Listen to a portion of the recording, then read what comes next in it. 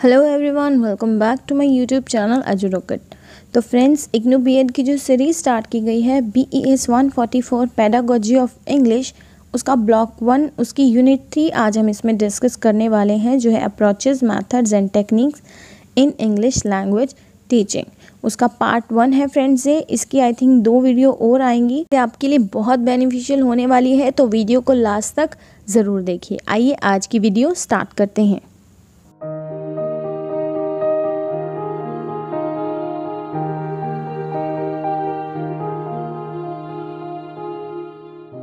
Unit 3 approaches methods and techniques in English language teaching. तो देखिए हम इसमें क्या क्या पढ़ेंगे, इसका स्ट्रक्चर देखते हैं।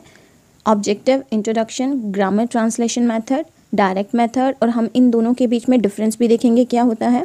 Reading method, behaviourist, structuralist paradigm, the structural approach, audio lingual method, another paradigm shift, communicative language teaching, communicational teaching, the humanistic approach, community language learning, total physical response, constructivist paradigm, discourse perspective in constructivism, Vygotsky theory of social constructivism, the post method era, let's sum up, suggested reading answers। तो friends, ये unit 2 से 3 video लेगी, तो आइए जितना इस video में cover होगा हम वो स्टार्ट करते हैं। 3.0 ऑब्जेक्टिव्स। तो after going through this unit you should be able to, तो इस यूनिट के बाद हमें क्या क्या पता चलेगा वो देखिए। सबसे पहले कैसे अलग अलग यानी कि different method language teaching learning पर इम्पैक्ट डाल रहे हैं 20th और 21st सेंचुरी में। उसके बाद उन हर एक मेथड का पॉजिटिव यानी एडवांटेज यानी प्रॉस और नेगेटिव यानी डिसएडवांटेज यानी कॉन्स, इन पॉइंट्स पर डिस्कस करेंगे और उन्हें एनालाइज भी करेंगे। जो भी अप्रोप्रिएट मेथड्स होगा उसे यूज़ करेंगे क्लासरूम में। क्यों? To enhance the teaching learning process. Next, आजकल जो है वो मतलब nowadays communicative language teaching method बहुत ही अच्छे से यूज़ किया जा रहा है। तो देखिए आगे देखते हैं। इंट्रोडक्शन स्टार्ट हो रहा है। 3.1 इंट्रोडक्शन। 20th सेंचुरी में काफ़ी सारे ऐसे मेथड हैं, फेमस मेथड हैं जो प्रोमिनेंट है। प्रोमिनेंस का मतलब होता है फेमस, लैंग्वेज टीचिंग लर्निंग के, जो 21st सेंचुरी में भी यूज़ किए जा रहे हैं। तो हालांकि जो 21st सेंचुरी है उसमें भी कुछ एक्साइटिंग पर्सपेक्टिव हैं जिनको इजेक्ट किया गया है यानी कि थ्रोन अप किया गया है। इस यूनिट में हम इन सब मेथड पर लाइट करेंगे, मतलब उन पर बात करेंगे, उन्हें एक लर्नर, टीचर या फिर मटेरियल के पर्सपेक्टिव्स में देखेंगे, और उसी टाइम हम beyond the concept of method, इसको भी हम थोड़ा सा मतलब गौर करेंगे, इस पर भी थिंकिंग करेंगे to open up your mind, ताकि जैसे आपका जो माइंड है एक ब्रॉड थिंकिंग मतलब उसमें हो सके। उसके बाद इन आउटसेट, आउटसेट का मतलब होता है इन बिगनिंग या फिर कमेंसमेंट, शुरुआत। तो इसमें हम यह बताना चाहते हैं कि हम किसी भी एक मेथड की एफिकेसी यानी कि जो भी उसकी इफेक्टिवनेस है उसको प्रमोट नहीं करेंगे, क्योंकि हम बिलीव करते हैं कि एक टीचर अपनी टीचिंग लर्निंग सिचुएशन के हिसाब से जो भी बेस्ट होता है, उस कॉन्टेक्स्ट के हिसाब से जो मेथड उसको सुटेबल लगता है उसे ही वो यूज़ करता है, और उसे ही यूज़ आगे इस चैप्टर्स में भी किया जाएगा। But to be able to do this, इसको करने के लिए तुम्हें करंट में जो भी ट्रेंडिंग के इफेक्टिव मेथड्स हैं उसको या उसके बारे में हमें अवेयर रहना पड़ेगा, और उनकी रीजनिंग मतलब इन सब के बारे में हमें सोचना पड़ेगा। तो देखिए, जो लैंग्वेज एजुकेटर्स हैं उन्होंने ट्राई किया है टू सॉल्व द प्रॉब्लम, कौन सी, ऑफ लैंग्वेज लर्निंग, बट कैसे? तो फोकसिंग किया है अटेंशन पर ऑलमोस्ट एक्सक्लूसिवली, यानी कि वाइडली, ब्रॉडली, इंटेंसिवली, इन सब मेथड पर। अगर हम दूसरे शब्दों में कहें तो ये भी एज्यूम किया जाता है कि अगर एक टीचर राइट मेथड अपनी टीचिंग के लिए यूज़ कर रहा है तो वहाँ ऑटोमेटिकली लर्निंग जो है टेक प्लेस करेगी ही करेगी, फॉर श्योर है। इसलिए 20th सेंचुरी में रिसर्चर जो है वो कॉन्स्टेंटली ट्राई कर रहे हैं कि बेस्ट ऑफ मेथड जो भी टीचिंग का है उसे ढूंढने का। लेकिन जो लैंग्वेज लर्नर हैं उनको रियल में इसका कोई भी बेनिफिट नहीं मिल रहा है फ्रॉम दीज वेरियस मेथड्स। जो भी हम स्कॉलर्स को लग रहा है कि शायद वो एक रॉन्ग डायरेक्शन में सर्च कर रहे हैं, तो इसलिए जो प्रभु हैं 1990 में वो कहते हैं कि कोई भी attempt to find a best method is illogical या वॉज इलॉजिकल, बिकॉज टीचर ने अपनी क्लास के कॉन्टेक्स्ट में, उसके संदर्भ में और अपने पर्सनल एक बिलीफ के लिए जो भी उसको बेस्ट वे लगता है, और कंबाइन इंडिविजुअल मेथड जो भी है, मतलब काफ़ी अलग अलग तरीक़ों से जोड़कर जो भी एक बेस्ट वे है उसको फाइंड किया जाता है, मतलब और उसी को ही क्लास में यूज़ किया जाता है। देखिए नाउ अकॉर्डिंग टू पेनीकुक 1989 में क्या कहते हैं, उन्होंने कहा है कि टीचर्स जो हैं वो बहुत ही फ्रस्ट्रेटेड है बिकॉज वे कोई भी एक मेथड को कम्प्लीटली और कंसिस्टेंटली यानी कि लगातार इम्प्लीमेंट नहीं कर पाते, क्योंकि जो उनका कॉन्टेक्स्ट होता है वुड नॉट अलाउ इट, वो उसको अलाउ ही नहीं करेगा।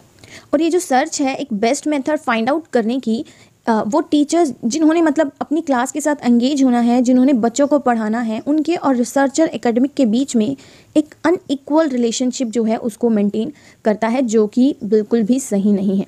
तो एज अ रिज़ल्ट होता क्या है, ये जो सस्टेन्ड क्रिटिसिज्म यानी कि निरंतर जो आलोचनाएं हो रही हैं to find out the best method जो भी चल रहा है, वो अब 21st सेंचुरी में लेस इंपॉर्टेंट यानी कि इसको ज़्यादा महत्वता नहीं दी जा रही है इस 21st सेंचुरी में। तो वो स्कॉलर्स अब बात कर रहे हैं कि पोस्ट मेथड एरा की। तो होता क्या है पोस्ट मेथड एरा, इसको हम देखते हैं। तो देखिए ये जो मेथड है वो कुमार दिवलू जी लेकर आए हैं। इनकी जो है एक्सप्लेनेशन पर वो बेस्ड है, जिसमें टीचर जो है एक सेंट्रल रोल प्ले करता है और क्लासरूम को इंफॉर्मेशन ओरिएंटेड से इंक्वायरी ओरिएंटेड बनाता है, जहाँ पर क्लासरूम की टीचर को और उसके कॉन्टेक्स्ट को मोर इंपॉर्टेंस दी जाती है और उन्हें ही सेल्फ डायरेक्टेड जो है थ्योराइजर्स बनने को मोटिवेट किया जाता है, जो अपनी ओन थ्योरी ऑफ प्रैक्टिस को कंस्ट्रक्ट करता है। इसे एज अ 3D यानी 3 dimensional system with 3 pedagogic parameters consider किया जाता है, जिसमें आते हैं 3 P, और वो 3 P होते क्या हैं, पर्टिकुलरिटी, प्रैक्टिकलिटी और पॉसिबिलिटी। तो ये 3 P हैं जिसमें हमें अटेंशन मेथड से पेडागॉजी पर जो हमें शिफ्ट करता है। तो ये जो पोस्ट मेथड एरा है फ्रेंड्स, अभी के लिए इतना ही, क्योंकि जो लास्ट में इसका एक पूरा टॉपिक दिया गया है इस चैप्टर्स में, तो हम इसको एक बार दोबारा फिर से देखेंगे। तो आप ये वीडियोस ज़रूर देखिएगा और ये बीएड के लिए वाकई ही बहुत बेनिफिशियल होने वाली है। बहुत मेहनत लगती है फ्रेंड्स वीडियो को बनाने में। तो अगर आपको ये वीडियो पसंद आए तो इसे लाइक का बटन ज़रूर दबाएं और हमारे चैनल को सब्सक्राइब भी ज़रूर करें। तो अब देखिए आगे देखते हैं। तो इस सेक्शन में हम वो सब टीचिंग लर्निंग मैथड्स बात करने वाले हैं उनकी, जो 20th सेंचुरी में जिन्हें काफ़ी प्रोमिनेंस या फिर फेम मिला है और इंडिया में अभी भी लैंग्वेज लर्निंग क्लासरूम में जिन्हें यूज़ किया जा रहा है। तो one of them is grammar translation method. तो होता क्या है 3.3 ग्रामर ट्रांसलेशन मेथड। देखिए GTM यानी कि ग्रामर ट्रांसलेशन मेथड किसी भी थ्योरी में लैंग्वेज टीचिंग पर बेस्ड बिल्कुल भी नहीं है। इसकी जो रूट्स हैं वो क्लासिकल लैंग्वेज जैसे कि लैटिन, ग्रीक, इनमें पढ़ाया जाता था, वहाँ से हम कह सकते हैं कि ट्रेस की गई है। ये एक मेथड था, एक तरीका था, जिसमें क्या होता था, एक लैंग्वेज को लर्न करने का through a detail study of its grammar, उसकी ग्रामर को। तब लर्नर्स ने क्या किया, रूल्स ऑफ ग्रामर को अप्लाई किया, सेंटेंस या किसी पार्ट ऑफ टेक्स्ट को मदर टंग से टारगेट लैंग्वेज में या फिर वाइस वर्सा यानी target language to mother language में कन्वर्स किया। ये जो एक स्पेशल फीचर है वो इस मेथड का वो सेंटेंस को करेक्टली ट्रांसलेट करने पर मेनली फोकस करता है। तो काफ़ी ग्रेट इंपॉर्टेंस इसे दी जाती है। लिटरेरी टेक्स्ट जो वो ट्रांसलेशन है वो एक्सरसाइज का एक मतलब बेस है, आप कह सकते हैं, उसी पर ये बेसिस है। उसके बाद वोकैबुलरी को जो है बाइलिंगुअल वर्ड लिस्ट से पढ़ाया जाता था और वर्ड्स को मेमोराइज करने पर ज़्यादा फोकस किया जाता था। अगर हम ब्रीफ में बात करें या इन शॉर्ट बात करें तो जो लिसनिंग और स्पीकिंग है उसको नेग्लेक्ट किया जाता था, लिसनिंग को और स्पीकिंग को, जबकि जो मेन फोकस होता था वो उनका होता था रीडिंग और राइटिंग। जो देखिए LSRW हैं, पहले वाले 2 को नेग्लेक्ट करके दूसरे वाले 2 पर फोकस किया जाता था, उन्हें ही ज़्यादा इंपॉर्टेंस दी जाती थी। तो इस मेथड के जो टीचर थे वो पूरी तरह से टेक्स्ट पर डिपेंडेंट थे, वो डिपेंडेंट थे टेक्स्ट पर। उसने मतलब उनके पास कोई भी लेसन रिजिडली फॉलो करने के बजाय और कोई इनोवेशन का स्कोप था ही नहीं, बिल्कुल भी नहीं था। उसके बाद वो क्या करते थे, यहाँ जो लर्नर है वो एक पैसिव रोल प्ले करता था, जबकि जो टीचर है उनको एक्टिव रोल प्ले करना पड़ता था। मतलब इनका कोई पैसिव एक्टिव रोल था ही नहीं। जैसे कि यहाँ एक एग्जांपल देखते हैं। देखिए एक पैसेज है, आप इसको पढ़ेंगे तो आपको पता चलेगा कि टीचर का ही मेन वर्क है और बच्चों को मतलब एक पैसिवली बस सुनाया जा रहा है कुछ है। तो आप इसको पढ़ने के बाद ये क्वेश्चन को देखिए। हम आगे बात करते हैं कि जो लैंग्वेज एक्सपर्ट हैं, जो अर्ली 1940s ने ग्रामर ट्रांसलेशन मेथड के इस प्रकार को मेथड को जो भी यहाँ पे यूज़ किया जाता था पूरी तरह से डिस्कार्ड कर दिया।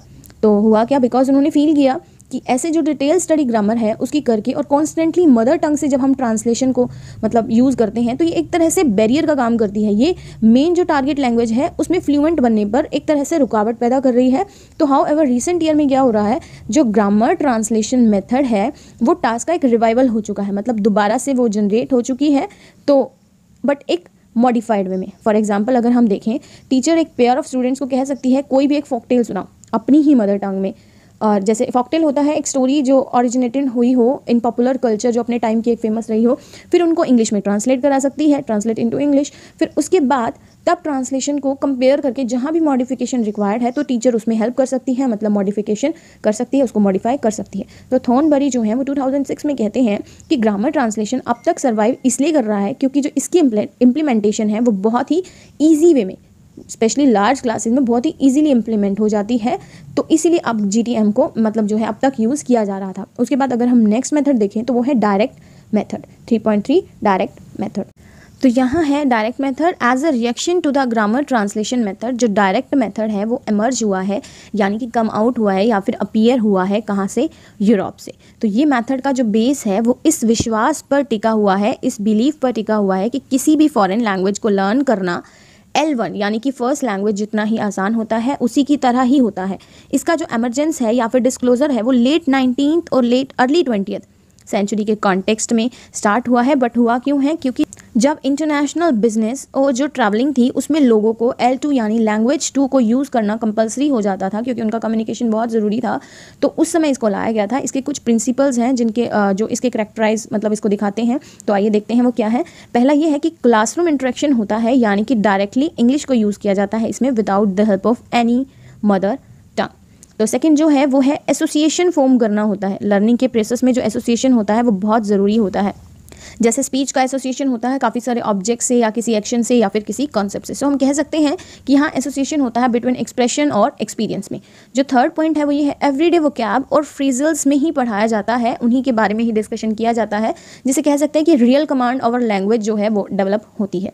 फोर्थ पॉइंट है ऑरल कम्युनिकेशन स्किल्स ऑर्गेनाइज किए जाते हैं, जिसमें टीचर स्टूडेंट के बीच में क्वेश्चनिंग और आंसरिंग होती है, उन्हें एक्सचेंज किया जाता है, जिससे रियल टाइम एनवायरनमेंट वाली एक सिचुएशन जो है वो जनरेट हो जाती है। जो फिफ्थ पॉइंट है वो ये है कि रिपीटेशन या फिर री इन्फोर्समेंट वो भी होता है और बेहद ज़रूरी होता है। सिक्स पॉइंट है कि ग्रामर के जो इंडक्टिवली मेथड हैं उन पर ज़्यादा फोकस किया जाता है, इंडक्टिव वे में ही पढ़ाया जाता है, यानी कि एग्जाम्पल उठाकर उनसे रूल को जनरेट किया जाता है। सेवन्थ पॉइंट है बोथ लिसनिंग और स्पीकिंग पर एम्फोसाइज किया जाता है। हमने ऊपर भी बात की थी कि लिसनिंग और स्पीकिंग को उसमें जब था ग्रामर ट्रांसलेशन में या पुरानी जो स्टडीज़ होती थी उसमें जो था ज़्यादा ध्यान नहीं दिया जाता था, जबकि डायरेक्ट मेथड में इस पर एम्फोसाइज किया जाता है। नेक्स्ट है 8 पॉइंट प्रोनाउंसिएशन की एक्यूरेसी पर स्ट्रेस दिया जाता है और ग्रामर को भी एसेंशियल पार्ट की तरह ट्रीट किया जाता है। तो ग्रामर को भी एसेंशियल पार्ट की तरह ट्रीट किया जाता है और इनके अलावा जो मिनिमम यूज़ होता है वो होता है मदर टंग का। एक डायरेक्ट बोर्ड बनता है वर्ड्स और आइडियाज़ में अप्रोप्रिएट TLM यानी टीचिंग लर्निंग जो मटेरियल्स होते हैं, ऑब्जेक्ट्स होते हैं, मैप होते हैं, चार्ट होते हैं या और भी ऐसा कोई ऑब्जेक्ट है जो क्लास के लिए मैंडेटरी होता है, उनका यूज़ किया जाता है। जैसे स्कोप फॉर थिंकिंग और फीलिंग इंग्लिश में बहुत ज़्यादा मतलब जनरेट हो जाती है और मेन फोकस्ड किया जाता है। अब ये जो डायरेक्ट मेथड है और जो लर्नर टीचर जो है, लर्नर और टीचर दोनों की ही डिमांड करता है। ये नहीं है कि ओनली टीचर रिक्वायर्ड है, क्योंकि जैसे हमने उसमें देखा था ऊपर वाले मेथड में कि टीचर वहाँ पर एक्टिव रोल प्ले करता था और लर्नर का इतना इम्पैक्ट नहीं पड़ता था, तो वो एक पैसिव रोल प्ले करता था। जबकि यहाँ पर ये जो डायरेक्ट मेथड है वो दोनों की डिमांड करता है, दोनों को ही हाईली मोटिवेट करता है, उसका होना बनता भी है। ये मेथड जो है स्कूल में बेस्ट वे में इम्प्लीमेंट किया जा सकता है। जहाँ क्लास का साइज़ छोटा होता है, इस मेथड में टीचर को सेंटर पर और टेक्स्ट बुक को जो है मिनिमम रोल प्ले करना पड़ता है। यहाँ एक लार्ज लिस्ट है टीचर्स के लिए, जो टीचर्स के लिए है डूज और डोंट की, कि भाई उनको क्या करना चाहिए और क्या नहीं करना चाहिए। तो सबसे पहले देखिए, उनको ट्रांसलेट कभी भी नहीं करना चाहिए, उनको डेमो करके दिखाना चाहिए, ट्रांसलेशन की इसमें कोई नीड नहीं है। उसके बाद उन्हें कभी भी एक्सप्लेन नहीं करना चाहिए, उन्हें एक्ट करके यानी एक्शन के तौर पर इनको चीज़ें बतानी चाहिए। उन्हें कभी भी मिस्टेक्स को इमिटेट नहीं करना चाहिए, उन्हें डायरेक्ट करेक्ट करना चाहिए। सिंगल वर्ड को कभी भी स्पीक नहीं करना चाहिए, जैसे how are you, fine, this is not right. How are you, if someone is asking you how are you, then you have to reply I am fine, thank you, what about you. So this should be the correct sentence, कि भाई आपको पूरा proper sentence use करना है, ना कि एक single word. Last है ज़्यादा मत बोलिए, मतलब टीचर अगर ज़्यादा बोलेगा तो बच्चों को मौका ही नहीं मिलेगा अपनी बात को, अपने पॉइंट ऑफ व्यू को रखने का। तो टीचर को एक एनवायरनमेंट देना है स्टूडेंट्स को, ताकि वो भी अपने जो व्यूज़ हैं उनको शेयर कर सके। उसके बाद जो भी है ये जो मेथड है वो पॉपुलर है एलाइट प्राइवेट स्कूल्स में। एलाइट प्राइवेट स्कूल्स क्या होते हैं, जो बेस्ट होते हैं, सुपीरियर होते हैं, इनके बारे में हमने लास्ट यूनिट में बात भी की है। तो इनमें उनकी ज़्यादा डिमांड होती है, और अगर इस मेथड का ओवर यूज़ किया जाए तो वो डेट्रीमेंटल यानी हार्मफुल भी हो सकता है, हार्म पहुंचा सकता है। डेट्रीमेंटल का मतलब ये होता है tending to cause harm.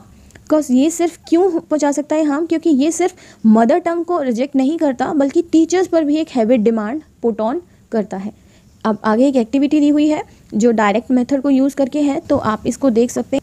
Teacher pointing to a picture of girl, teacher एक पिक्चर ऑफ गर्ल है उसको पॉइंट आउट कर रही है और टीचर कहती है this is Rita, she has black hair, she is wearing a blue dress. तो टीचर पूछती है who is she, pointing to the picture, तो क्लास में बोलते हैं, स्टूडेंट्स बोलते हैं शी इज़ रीटा। तो टीचर फिर पूछती है what is the colour of her hair, तो क्लास बोलती है कि इट इज़ ब्लैक। उसके बाद टीचर पूछती है what is the colour of her dress, तो क्लास बोलते हैं इट इज़ ब्लू। तो देखिए ये एग्जाम्पल इसलिए दिखाया, यहाँ पे एक वर्ड का यूज़ नहीं हुआ, जैसे ही टीचर ने क्वेश्चन पुट ऑन किए तो हर बार आंसर्स को सेंटेंस में बोला गया, ना कि सिंपल एक वर्ड में। तो हमें यहाँ पर आंसर्स लिखने हैं। तो देखिए क्वेश्चन क्या है, right your own activity using the direct method for class 9 students. तो अब आप हमें बताएंगे कि अगर 9 बच्चों की क्लास है तो डायरेक्ट मेथड आप किस एक्टिविटी के साथ उनको पढ़ा सकते हैं, तो ये आपको डिस्क्राइब करना है। तो फ्रेंड्स बाकी का हम नेक्स्ट वीडियो में करेंगे, द रीडिंग मेथड। और अगर आपको वीडियो कैसी लगी है प्लीज़ हमें कमेंट में लिखकर ज़रूर बताइए। फ्रेंड्स अगर आपको ये वीडियो पसंद आई हो तो प्लीज़ लाइक का बटन ज़रूर दबाएं और हमारी वीडियो को शेयर ज़रूर करें, और चैनल से जुड़े रहने के लिए इसको सब्सक्राइब करना ना भूलें। मिलते हैं नेक्स्ट वीडियो में, तब तक के लिए bye bye and take care.